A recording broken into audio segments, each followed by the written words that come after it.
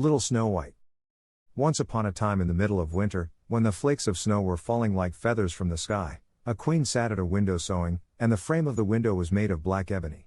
And whilst she was sewing and looking out of the window at the snow, she pricked her finger with the needle, and 3 drops of blood fell upon the snow. And the red looked pretty upon the white snow, and she thought to herself, would that I had a child as white as snow, as red as blood, and as black as the wood of the window frame. Soon after that she had a little daughter, who was as white as snow, and as red as blood, and her hair was as black as ebony, and she was therefore called Little Snow White. And when the child was born, the queen died. After a year had passed, the king took to himself another wife. She was a beautiful woman, but proud and haughty, and she could not bear that anyone else should surpass her in beauty. She had a wonderful looking glass, and when she stood in front of it and looked at herself in it, and said, looking glass, on the wall, who in this land is the fairest of all? The looking glass answered, thou, O queen, art the fairest of all. Then she was satisfied, for she knew that the looking glass spoke the truth. But Snow White was growing up, and grew more and more beautiful, and when she was 7 years old she was as beautiful as the day, and more beautiful than the queen herself. And once when the queen asked her looking glass, on the wall, who in this land is the fairest of all? It answered, thou art fairer than all who are here, Lady Queen. But more beautiful still is Snow White, as I ween. Then the queen was shocked, and turned yellow and green with envy. From that hour, whenever she looked at Snow White, her heart heaved in her breast, she hated the girl so much. And envy and pride grew higher and higher in her heart like a weed, so that she had no peace day or night. She called a huntsman, and said, take the child away into the forest, I will no longer have her in my sight. Kill her, and bring me back her heart as a token.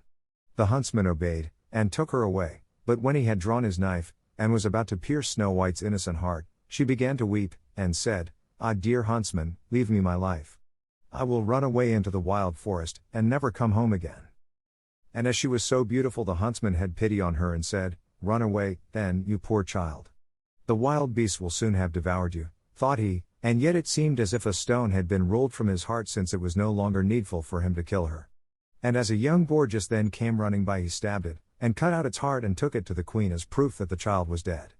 The cook had to salt this, and the wicked queen ate it, and thought she had eaten the heart of Snow White. But now the poor child was all alone in the great forest, and so terrified that she looked at every leaf of every tree, and did not know what to do. Then she began to run, and ran over sharp stones and through thorns, and the wild beasts ran past her, but did her no harm. She ran as long as her feet would go until it was almost evening. Then she saw a little cottage and went into it to rest herself. Everything in the cottage was small, but neater and cleaner than can be told. There was a table on which was a white cover, and 7 little plates, and on each plate a little spoon. Moreover, there were 7 little knives and forks, and 7 little mugs. Against the wall stood 7 little beds side by side, and covered with snow white counterpanes. Little Snow White was so hungry and thirsty that she ate some vegetables and bread from each plate and drank a drop of wine out of each mug, for she did not wish to take all from one only. Then, as she was so tired, she laid herself down on one of the little beds, but none of them suited her. One was too long, another too short, but at last she found out that the 7th one was right, and so she remained in it, said a prayer and went to sleep. When it was quite dark, the owners of the cottage came back. They were 7 dwarfs who dug and delved in the mountains for ore. They lit their 7 candles, and as it was now light within the cottage, they saw that someone had been there, for everything was not in the same order in which they had left it. The first said, who has been sitting on my chair? The second, who has been eating off my plate? The third, who has been taking some of my bread? The fourth, who has been eating my vegetables? The fifth, who has been using my fork? The 6th, who has been cutting with my knife? The 7th, who has been drinking out of my mug? Then the first looked round and saw that there was a little hole on his bed, and he said, who has been getting into my bed? The others came up and each called out, somebody has been lying in my bed too. But the 7th, when he looked at his bed, saw little Snow White, who was lying asleep therein. And he called the others, who came running up, and they cried out with astonishment, and brought their 7 little candles, and let the light fall on little Snow White. Oh heavens! Oh heavens! Cried they, what a lovely child! And they were so glad that they did not wake her up, but let her sleep on in the bed. And the 7th dwarf slept with his companions, 1 hour with each, and so got through the night. When it was morning, little Snow White awoke, and was frightened when she saw the 7 dwarfs. But they were friendly and asked her what her name was. My name is Snow White, she answered. How have you come to our house? Said the dwarfs. Then she told them that her stepmother had wished to have her killed, but that the huntsman had spared her life, and that she had run for the whole day, until at last she had found their dwelling.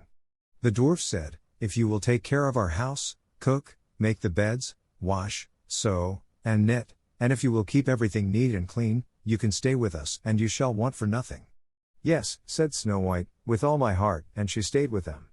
She kept the house in order for them. In the mornings they went to the mountains and looked for copper and gold, in the evenings they came back, and then their supper had to be ready. The girl was alone the whole day, so the good dwarfs warned her and said, Beware of your stepmother, she will soon know that you are here, be sure to let no one come in. But the queen, believing that she had eaten Snow White's heart, could not but think that she was again the first and most beautiful of all, and she went to her looking glass and said, Looking glass, on the wall. Who in this land is the fairest of all? And the glass answered, O queen, thou art fairest of all I see. But over the hills, where the 7 dwarfs dwell, Snow White is still alive and well. And none is so fair as she. Then she was astounded, for she knew that the looking glass never spoke falsely, and she knew that the huntsman had betrayed her, and that little Snow White was still alive. And so she thought and thought again how she might kill her, for so long as she was not the fairest in the whole land, envy let her have no rest. And when she had at last thought of something to do, she painted her face, and dressed herself like an old peddler woman, and no one could have known her. In this disguise she went over the 7 mountains to the 7 dwarfs, and knocked at the door and cried, Pretty things to sell, very cheap, very cheap. Little Snow White looked out of the window and called out, Good day my good woman, what have you to sell? Good things, pretty things, she answered, stay laces of all colors, and she pulled out one which was woven of bright colored silk. I may let the worthy old woman in, thought Snow White, and she unbolted the door and bought the pretty laces. Child, said the old woman, what a fright you look, come, I will lace you properly for once. Snow White had no suspicion, but stood before her, and let herself be laced with the new laces. But the old woman laced so quickly and so tightly that Snow White lost her breath and fell down as if dead. Now I am the most beautiful, said the queen to herself, and ran away. Not long afterwards, in the evening, the 7 dwarfs came home, but how shocked they were when they saw their dear little Snow White lying on the ground, and that she neither stirred nor moved, and seemed to be dead. They lifted her up, and, as they saw that she was laced too tightly, they cut the laces, then she began to breathe a little, and after a while came to life again. When the dwarfs heard what had happened they said, The old peddler woman was no one else than the wicked queen, take care and let no one come in when we are not with you. But the wicked woman when she had reached home went in front of the glass and asked, Looking glass, on the wall. Who in this land is the fairest of all? And it answered as before, O queen, thou art fairest of all I see. But over the hills, where the 7 dwarfs dwell, Snow White is still alive and well. And none is so fair as she. When she heard that, all her blood rushed to her heart with fear, for she saw plainly that little Snow White was again alive. But now, she said, I will think of something that shall put an end to you, and by the help of witchcraft, which she understood, she made a poisonous comb. Then she disguised herself and took the shape of another old woman. So she went over the 7 mountains to the 7 dwarfs, knocked at the door, and cried, Good things to sell, cheap, cheap. Little Snow White looked out and said, Go away, I cannot let anyone come in. I suppose you can look, said the old woman, and pulled the poisonous comb out and held it up. It pleased the girl so well that she let herself be beguiled, and opened the door. When they had made a bargain the old woman said, Now I will comb you properly for once. Poor little Snow White had no suspicion, and let the old woman do as she pleased, but hardly had she put the comb in her hair than the poison in it took effect, and the girl fell down senseless. You paragon of beauty, said the wicked woman, you are done for now, and she went away. But fortunately it was almost evening, when the 7 dwarfs came home. When they saw Snow White lying as if dead upon the ground they at once suspected the stepmother, and they looked and found the poison comb. Scarcely had they taken it out when Snow White came to herself, and told them what had happened. Then they warned her once more to be upon her guard and to open the door to no one. The queen, at home, went in front of the glass and said, Looking glass, on the wall. Who in this land is the fairest of all? Then it answered as before, O queen, thou art fairest of all I see. But over the hills, where the 7 dwarfs dwell, Snow White is still alive and well. And none is so fair as she. When she heard the glass speak thus she trembled and shook with rage. Snow White shall die, she cried, even if it costs me my life." Thereupon she went into a quite secret, lonely room, where no one ever came, and there she made a very poisonous apple. Outside it looked pretty, white with a red cheek, so that everyone who saw it longed for it, but whoever ate a piece of it must surely die. When the apple was ready she painted her face, and dressed herself up as a countrywoman, and so she went over the 7 mountains to the 7 dwarfs. She knocked at the door. Snow White put her head out of the window and said, "I cannot let anyone in, the 7 dwarfs have forbidden me." "It is all the same to me," answered the woman, "I shall soon get rid of my apples. There, I will give you one." "No," said Snow White, "I dare not take anything." "Are you afraid of poison?" Said the old woman, "Look, I will cut the apple in 2 pieces, you eat the red cheek, and I will eat the white." The apple was so cunningly made that only the red cheek was poison. Snow White longed for the fine apple, and when she saw that the woman ate part of it she could resist no longer, and stretched out her hand and took the poisonous half. But hardly had she a bit of it in her mouth than she fell down dead.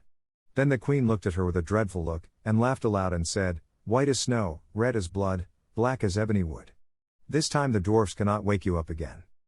And when she asked of the looking-glass at home, looking glass, on the wall, "Who in this land is the fairest of all?" it answered at last, "O Queen, in this land thou art fairest of all." Then her envious heart had rest, so far as an envious heart can have rest. The dwarfs, when they came home in the evening, found Snow White lying upon the ground. She breathed no longer and was dead. They lifted her up, looked to see whether they could find anything poisonous, unlaced her, combed her hair, washed her with water and wine, but it was all of no use, the poor child was dead, and remained dead. They laid her upon a bier, and all 7 of them sat round it and wept for her, and wept 3 days long. Then they were going to bury her, but she still looked as if she were living, and still had her pretty red cheeks. They said, "We could not bury her in the dark ground," and they had a transparent coffin of glass made, so that she could be seen from all sides, and they laid her in it, and wrote her name upon it in golden letters, and that she was a king's daughter. Then they put the coffin out upon the mountain, and one of them always stayed by it and watched it. And birds came too, and wept for Snow White, first an owl, then a raven, and last a dove. And now Snow White lay a long, long time in the coffin, and she did not change, but looked as if she were asleep, for she was as white as snow, as red as blood, and her hair was as black as ebony. It happened, however, that a king's son came into the forest, and went to the dwarf's house to spend the night. He saw the coffin on the mountain, and the beautiful Snow White within it, and read what was written upon it in golden letters. Then he said to the dwarfs, "Let me have the coffin, I will give you whatever you want for it." But the dwarfs answered, "We will not part with it for all the gold in the world." Then he said, "Let me have it as a gift, for I cannot live without seeing Snow White. I will honor and prize her as my dearest possession." As he spoke in this way the good dwarfs took pity upon him, and gave him the coffin. And now the king's son had it carried away by his servants on their shoulders. And it happened that they stumbled over a tree stump, and with a shock the poisonous piece of apple which Snow White had bitten off came out of her throat. And before long she opened her eyes, lifted up the lid of the coffin, sat up, and was once more alive. "Oh heavens, where am I?" she cried. The king's son, full of joy, said, "You are with me," and told her what had happened, and said, "I love you more than everything in the world, come with me to my father's palace, you shall be my wife." And Snow White was willing, and went with him, and their wedding was held with great show and splendor. But Snow White's wicked stepmother was also bidden to the feast. When she had arrayed herself in beautiful clothes she went before the looking-glass, and said, looking-glass, on the wall, "Who in this land is the fairest of all?" The glass answered, "O Queen, of all here the fairest art thou. But the young queen is fairer by far as I trow." Then the wicked woman uttered a curse, and was so wretched, so utterly wretched, that she knew not what to do. At first she would not go to the wedding at all, but she had no peace, and must go to see the young queen. And when she went and she knew Snow White, and she stood still with rage and fear, and could not stir. But iron slippers had already been put upon the fire, and they were brought in with tongs, and set before her. Then she was forced to put on the red-hot shoes, and dance until she dropped down dead.